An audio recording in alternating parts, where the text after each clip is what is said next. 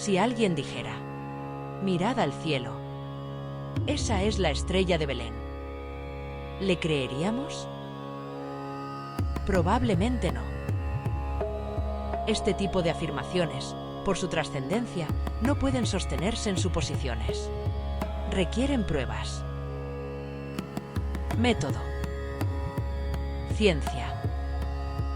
Para comprender el misterio de la estrella que aparece en el Evangelio de Mateo, primero hay que mirar atrás. Mucho más atrás. Hay que investigar el origen del cristianismo, el viaje del pueblo hebreo y el contexto geopolítico que ardía antes del nacimiento de Jesús. Este primer capítulo, basado en el libro La estrella de Belén, caso resuelto, nos lleva al principio de todo. Ur de los Caldeos. Desde allí Taré y Abraham emprendieron la marcha hacia Canaán, la tierra prometida. Antes de Belén, antes del cristianismo, el mundo conocido ardía en guerras, profecías y ambiciones imperiales. Desde Ur hasta Judea, buscaremos los patrones ocultos que conectan los nacimientos de Sargón, Moisés y Jesús con las estrellas.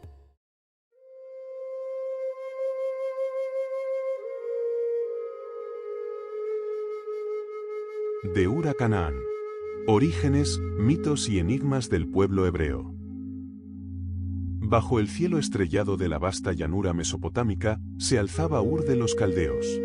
Allí, hace milenios, comenzó el viaje de un pueblo que cambiaría el curso de la historia humana.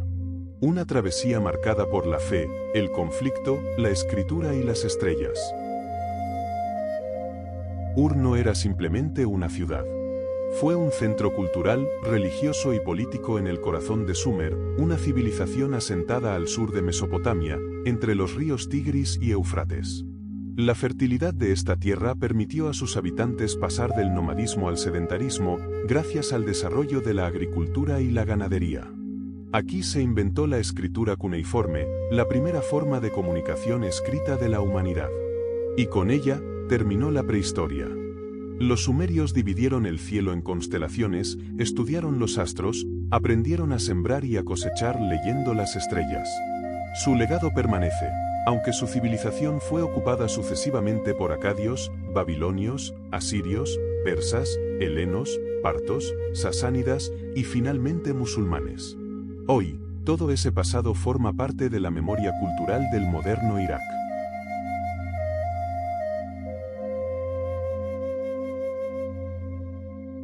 Desde Ur, los hebreos comenzaron su migración hacia la tierra que les fue prometida por Dios, Canaán. Canaán no fue un terreno deshabitado. Se extendía por las modernas Israel, Palestina, Siria, Líbano y parte de Jordania. Cuando los hebreos llegaron, probablemente en el tercer o segundo milenio antes de Cristo, encontraron una tierra disputada. Acadios, hititas, egipcios y filisteos luchaban por controlar esta franja estratégica. Era, literalmente, un avispero político. Desde entonces, esta agitación ha sido una constante en la región. ¿Cómo navegar entre la fe, la política y la supervivencia? Según la tradición bíblica, Moisés lideró al pueblo hebreo durante el Éxodo, pero nunca pisó Canaán. ¿Por qué? La exégesis judía dice que Dios le prohibió la entrada por haber golpeado una piedra en lugar de hablarle. Un castigo por desobediencia. Sin embargo, si se analiza el texto desde una lectura más contextual, surge otra posibilidad, que el verdadero castigo fuera para el pueblo de Israel, por haber dudado de Moisés y cuestionado sus planes. ¿Y si Moisés, en realidad, nunca quiso invadir Canaán? La interpretación rabínica, aunque venerada, podría ser una traducción sesgada. Una forma de justificar decisiones complejas en tiempos inciertos. Después de todo, liderar no es conquistar. Y el liderazgo de Moisés parecía estar más enfocado en la espiritualidad y la cohesión del pueblo que en el dominio territorial. La conquista de Canaán no comenzó hasta la muerte de Moisés. Fue Josué, su sucesor, quien tomó las riendas de esta empresa. Lo que siguió fue una campaña militar, cultural y religiosa para instalarse en una tierra que seguía en constante disputa. El relato de Josué es complejo. Nos habla de batallas, victorias, pactos, y también de conflictos internos. ¿Fue la tierra prometida una promesa cumplida o una ilusión manipulada? La historia antigua de Canaán está llena de luces y sombras, como la propia historia de la humanidad. Volvamos a Sumer. Aur. Al principio de esta travesía, los sumerios observaban el cielo con devoción científica. Dividieron el firmamento en constelaciones. A partir de ellas establecieron calendarios agrícolas, rutas de pastoreo y rituales religiosos. Esta observación astral fue el germen de la astrología y de la astronomía. Para algunos incluso del misticismo bíblico. ¿Y si la estrella de Belén, símbolo del nacimiento de Jesús, tuvo una conexión con aquellos primeros estudios celestes? Quizá los sumerios ya la conocían. Quizá siglos antes del cristianismo la estrella ya guiaba a los hombres. La historia del pueblo hebreo, desde Ur hasta Canaán, es también la historia de nuestra humanidad. Es la lucha entre la fe y el poder. Entre el texto y la interpretación. Entre el mito y la memoria. Nos recuerda que las tierras prometidas son muchas veces fronteras llenas de conflicto. Que los líderes son humanos. Imperfectos. Y que el cielo, ese que los sumerios estudiaban con atención, sigue siendo el mapa invisible de nuestras esperanzas. Porque, al final, todos buscamos una tierra prometida. En esta vida. O en alguna más allá.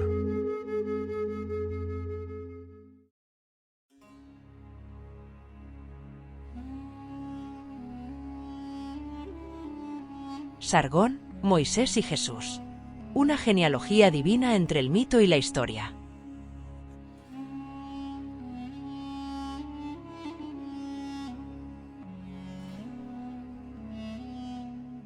En el corazón de Mesopotamia, hace más de 4000 años, surge la figura de Sargón el Grande. Primer emperador de la historia, hijo de una sacerdotisa, nacido en secreto y abandonado en una cesta de mimbre sobre el río Eufrates. ¿Les suena la historia?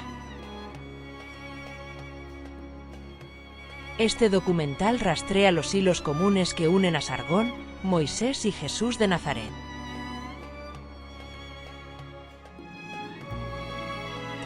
¿Casualidad? ¿Paralelismo narrativo? ¿Genealogía mítica?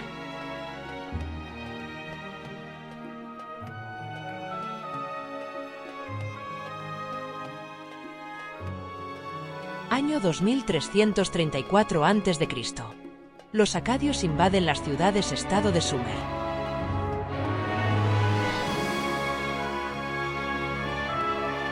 Sargón, de ascendencia semita, como los hebreos, instaura el primer imperio de Mesopotamia. Hijo ilegítimo, nacido de una virgen del templo y lanzado al río en secreto para evitar sospechas.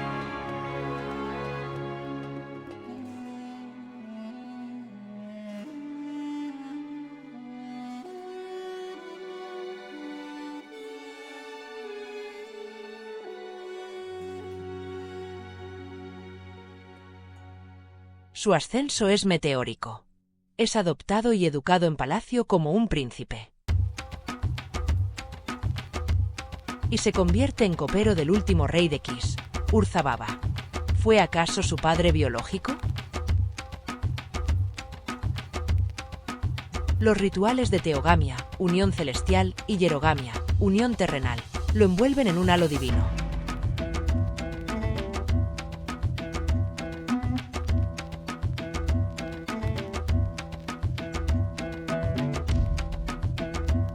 Para los sumerios, Sargón fue hijo de una estrella, Venus, de la diosa Ishtar. Nace así el primer gobernante semidivino documentado de la historia.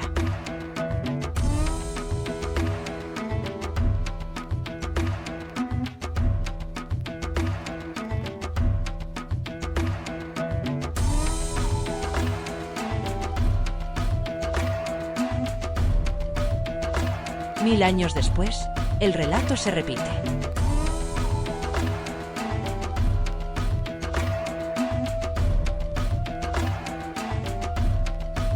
Moisés, hijo de Amram y Jocabed, nace bajo el yugo de Egipto.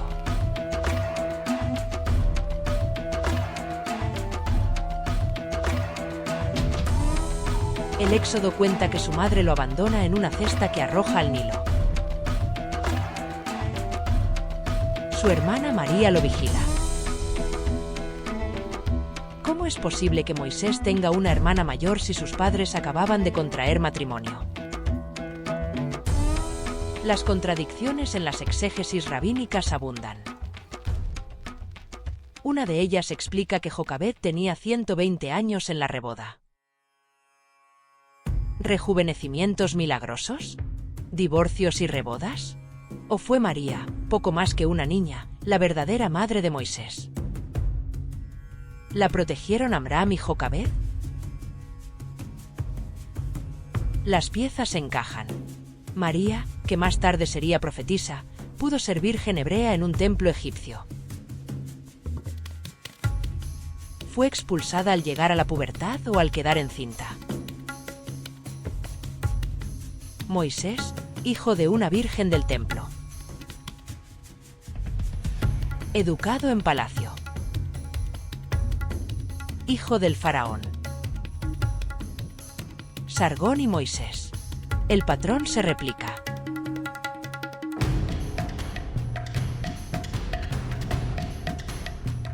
El Evangelio nos habla de María y de Isabel, familiares levitas.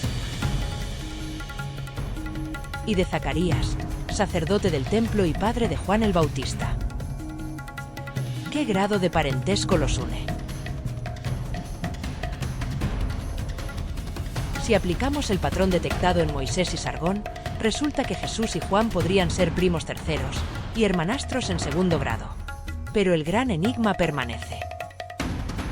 ¿Quién fue el padre humano de Jesús? ¿Un simple legionario llamado Pantera, como apuntó el filósofo Celso en el siglo II? Según era representado, Jesús pudo tener pelo castaño y ojos claros. Si Sargón tuvo por padre a Urzababa y Moisés al faraón, ¿pudo ser Jesús hijo de César Augusto, tal y como apunta el patrón? César Augusto, emperador de Roma, donde Jesús pudo ser educado como Sargón lo fue en el palacio de Urzababa y Moisés en el del faraón de Egipto. Patrones muy concretos. Las lagunas de cada uno de los tres relatos pueden completarse, como una cadena de ADN, con las noticias de los otros dos.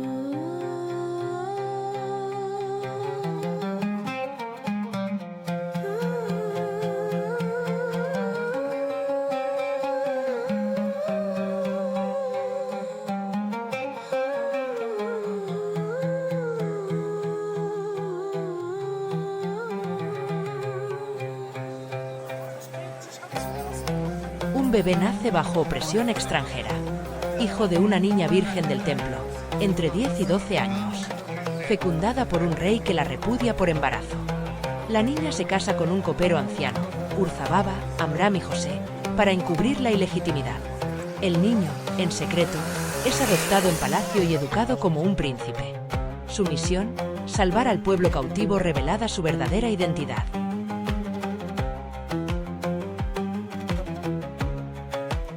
El modelo se repite en Sumer,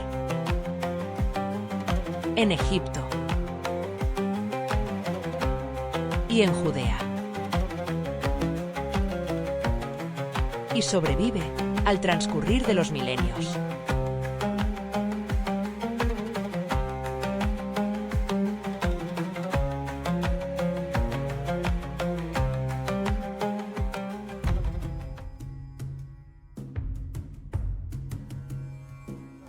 Un milenio más tarde, el nombre de Sargón renace con Sargón II, rey asirio. En el año 721 a.C. conquista Asdod, ciudad israelita. ¿Conocían los asirios el relato de Moisés? ¿Pretendieron medir a su Dios con el Dios de los hebreos? El profeta Jonás predica en Nínive, capital de Asiria. La reacción es la invasión de Judea. Así como Egipto ya hiciera antes, los asirios someten a los hebreos. En este contexto, aparece Daniel en la corte de Nabucodonosor II.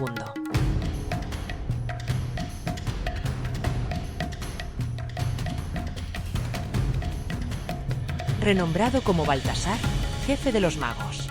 Baltasar era el nombre del dios de Babilonia.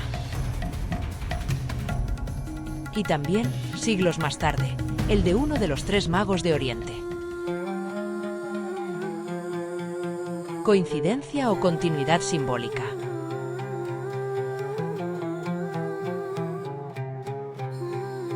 Tres relatos. 3 nacimientos divinizados. 3 salvadores de pueblos oprimidos. Sargón, Moisés y Jesús. Figuras que emergen con patrones tan similares que parecen surgir de una cadena de ADN espiritual. Las lagunas exegéticas, los textos apócrifos, las genealogías confusas, todo encaja si tomamos los relatos como piezas complementarias. Cada mito nutre al siguiente. Cada historia hereda los elementos de la anterior. Desde la antigua Sumer hasta el Imperio Romano, el destino de un mismo pueblo puede leerse en el resplandor de una misma estrella. Estrella de Jacob o estrella de Israel. La estrella de Belén. La estrella de la paz.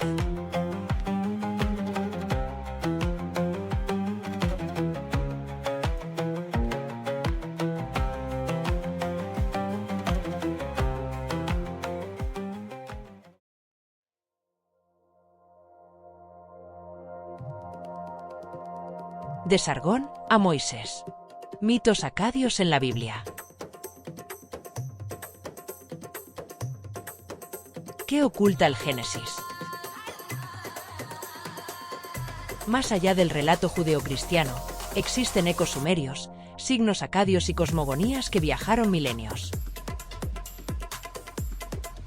Tenemos a Moisés. También a Jesús. Y a Sargón el Grande. 3 nacimientos rodeados de misterio, persecución y profecía.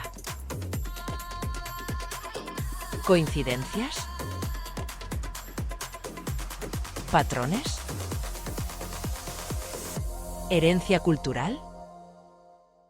Exploramos el vínculo oculto entre los mitos acadios y el Antiguo Testamento. Abraham migró desde Ur de los Caldeos. Con él, viajaron las ideas que dieron forma a la cultura hebrea. El libro del Génesis recoge, humaniza y transforma mitos sumerio-acadios. La creación. Enuma Elis. La separación de las aguas primordiales. Tiamat y Apsu. Adán y Eva en el paraíso. Kisar y Ansar. La serpiente del árbol de la vida. Ningiscida. La creación del hombre con arcilla y la famosa costilla de Adán. Enki y Ninursak. Y el no menos famoso episodio del diluvio universal, donde Noé envía un cuervo en busca de tierra firme. Además de a una paloma. Lo mismo que hiciera su homónimo sumerio-acadio Utnapishtim. No es plagio. Es transformación consciente. Un acto de continuación cultural con intención espiritual. Tras el colapso del Imperio Acadio, un linaje se dispersa. Sarkalisarri, bisnieto de Sargón, es asesinado. El caos reina. Y Taré, padre de Abraham, podría haber sido parte directa de esa dinastía. ¿Migró a Canaán por motivos políticos? ¿Quizás tuvo problemas familiares? ¿Fue una reacción profética? La cronología se debate. ¿Migraron Taré y Abraham en el año 2017 a.C., como sugieren el Cronicón de Idacio y la historiografía bíblica? ¿Quizás en tiempos de Hammurabi? ¿Hacia el 1800 a.C.?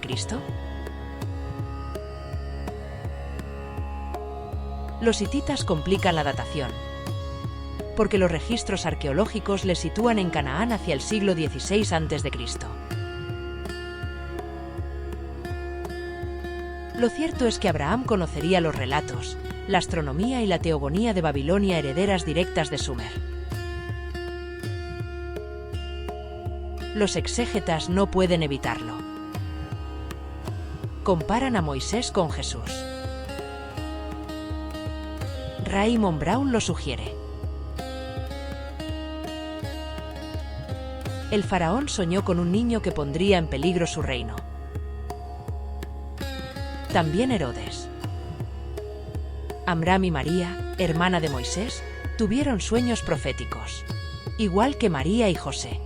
Magos astrólogos interpretaron los sueños y una estrella iluminó el nacimiento de Moisés. Sin olvidar que Sargón, hijo de Venus, también estuvo vinculado al firmamento. Todos fueron perseguidos. ¿Fue Sargón abandonado por su madre en el río para evitar el infanticidio? ¿Lo dejó cerca de palacio? ¿Fue su padre el rey? Los paralelismos abruman. No son exactos, pero trazan una geometría mítica que se repite.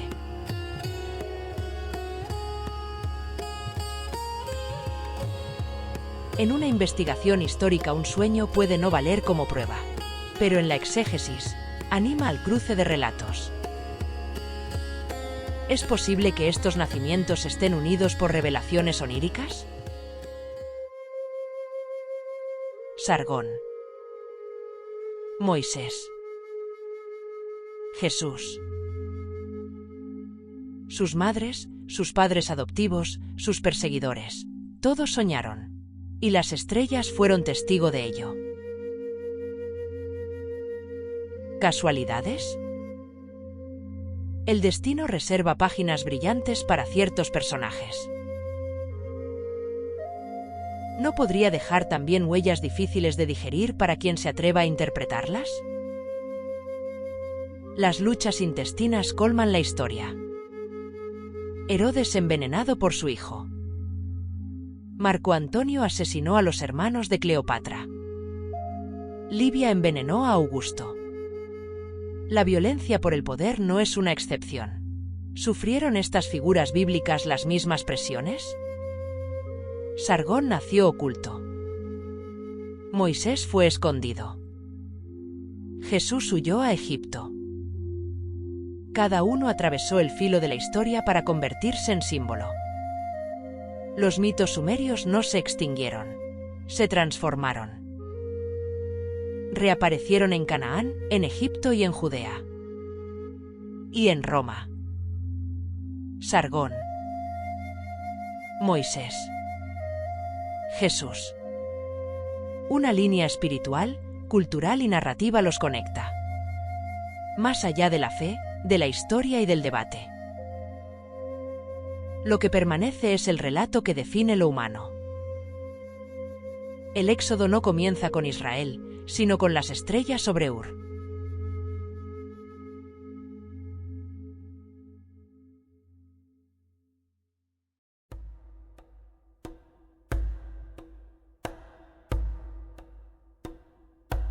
Herodes, Roma y Partia.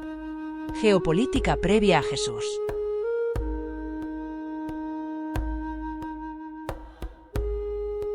Cuando hablamos del nacimiento de Jesús de Nazaret solemos mirar hacia Belén, Judea y los textos sagrados.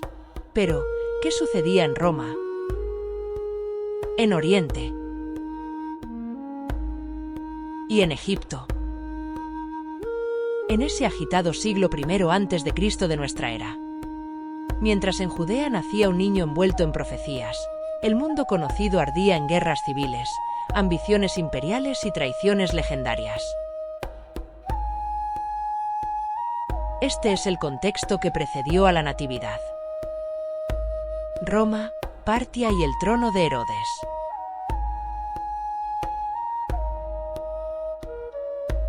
Entre los años 60 y 53 a.C., 3 nombres dividieron Roma.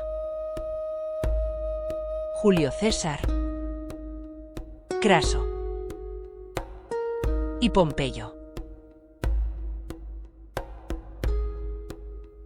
Al igual que hiciera Alejandro Magno siglos atrás, Roma puso la mirada en Oriente.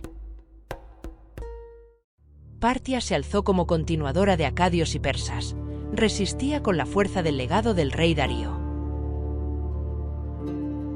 Craso quiso ocuparla siguiendo la ruta del conquistador macedonio, pero su ambición encontró muerte en Carras. 7 legiones de Roma fueron aniquiladas por los catafractos, expertos arqueros a caballo. Craso había saqueado templos, incluido el de Jerusalén. Los templos solían cobrar por sus servicios. Algunos monarcas incluso enviaban ricos presentes para su expansión y funcionamiento. Su menaje, susceptible de ser fundido para acuñar moneda, solía ser de oro, plata y bronce.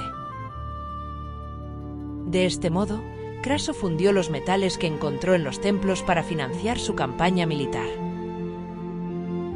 Cuando fue derrotado, los partos lo ajusticiaron obligándole a beber oro fundido. Castigo de dioses contra saqueadores de lo sagrado.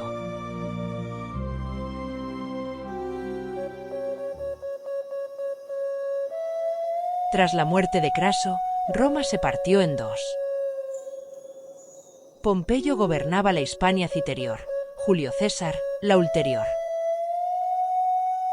La batalla clave tuvo lugar en Munda, localidad de la Bética próxima a Riate, perteneciente al partido judicial de Ronda.